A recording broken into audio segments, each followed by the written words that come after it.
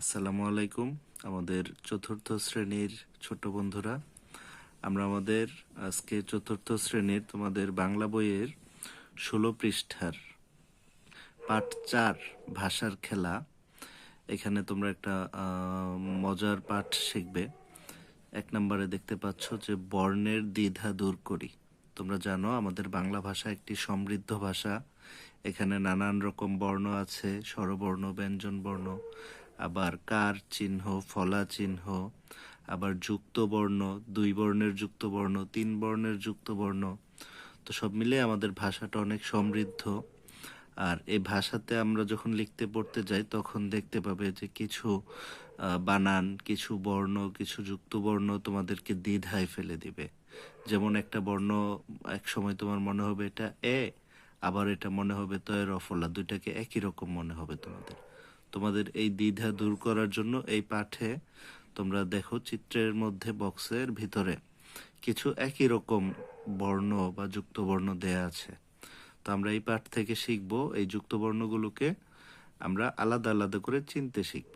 তো আশা করি মনোযোগ দিয়ে তোমরা বাকি পাঠটুকু দেখবে।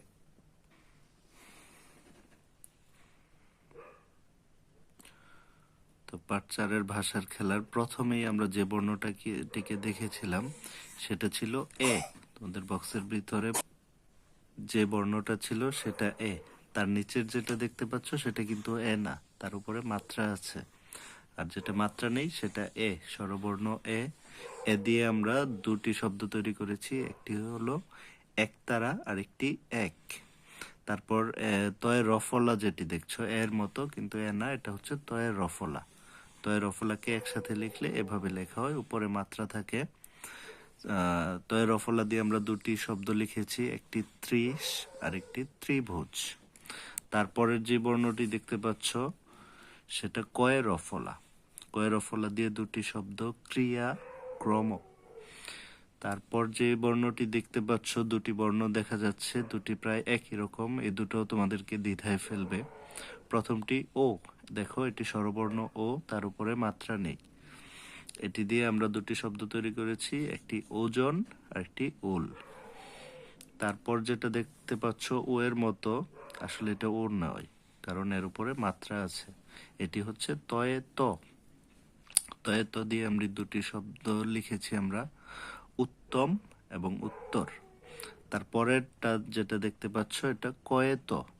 এটাও অনেক সময় তয়ের মতো হয়, তয়ে তয়ের মতো হয়, কিন্তু একটু পাশেই কয়ের মতো একটা চিহ্ন থাকে যখন কম্পিউটারে লেখা হয়। আসলে বর্ণটা হচ্ছে যুক্ত বর্ণটা কয়ে ত। কয়ে ত দিয়ে আমরা দুটি শব্দ লিখেছি, ভক্ত এবং শক্ত। তারপর দেখতে পাচ্ছ হয়ে রসুকার। হয়ে রসুকার দিয়ে দুটি শব্দ হুমকি এবং হুশ। তারপরের দুটি শব্দ যুক্তবর্ণ। এই দুটি যুক্তবর্ণ তোমাদের খুব ভালোভাবে জেনে রাখা উচিত। প্রথম যে যুক্তবর্ণটি দেখতে পাচ্ছ সেটি হয়ের দন্তন্য। হয়ের উপরে ডান পাশে যে নয়ের মতো চিহ্নটা, যখন এটা থাকবে তখন এটাকে তোমরা চিনবে হয়ের দন্তন্য। হয়ের দন্তন্য দিয়ে দুটি শব্দ আহ্নিক, মধ্যাহ্ন। তারপরে নিচের যে যুক্তবর্ণটি দেখতে পাচ্ছ হয়ের নিচে নয়ের মতো, এটি হচ্ছে আসলে হয় যোগ মূর্ধন্য।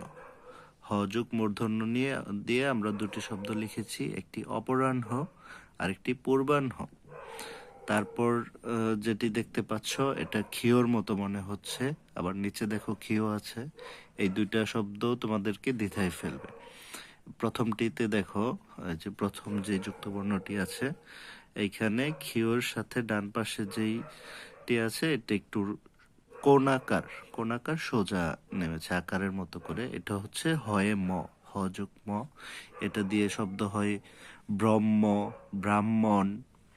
আর নিচেরটা যেটা দেখতে পাচ্ছ এটা আমাদের পরিচিত যুক্তবর্ণ ক্ষীয়। ক্ষীয় হয় ক আর মূর্ধন্য স দিয়ে।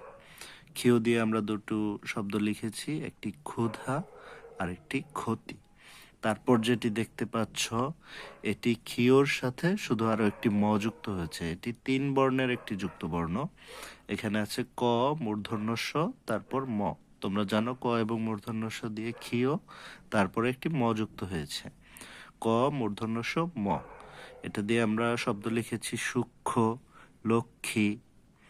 তো আজ এই পাঠে এই পর্যন্তই। আশা করি এই শব্দগুলো তোমরা তুলে নিবে সবগুলো এবং তোমাদের দ্বিধা দূর হবে এবং পরবর্তীতে তোমরা আর এরকম দ্বিধায় পড়বে না। আল্লাহ হাফেজ।